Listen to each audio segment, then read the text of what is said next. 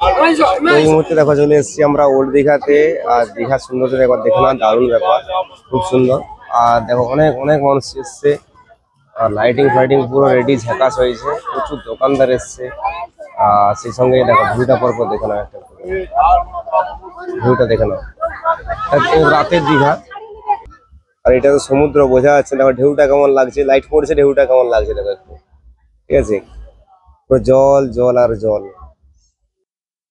আর এই মুহূর্তে বাড়ি যাওয়ার পালা, অনেকক্ষণ থেকে এসেছি তো, সেই সকাল থেকে। আর এখন বাড়ি যাওয়ার পালা, বাড়ি যাব। তুমি একবার সবাই একবার দেখে নাও যে ভিডিওটা কেমন হয়েছে, সবাই কিন্তু কমেন্ট করে জানিও।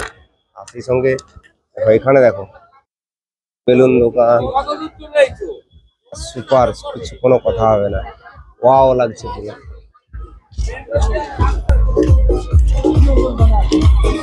দেখো সেগুলো গাড়িতে উঠছে, এখানে দারুণ একটা ব্যাপার রয়েছে।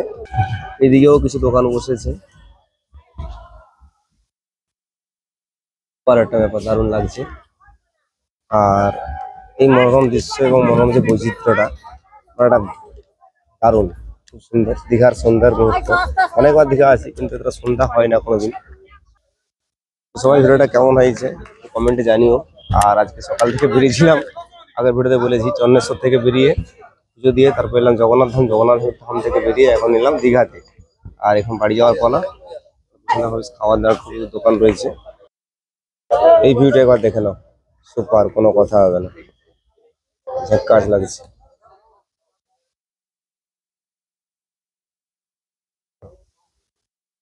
আর তারপরে চলে এলাম গাড়ি স্ট্যান্ডে, এখানে গাড়িগুলো সব পার্কিং হয়ে আছে।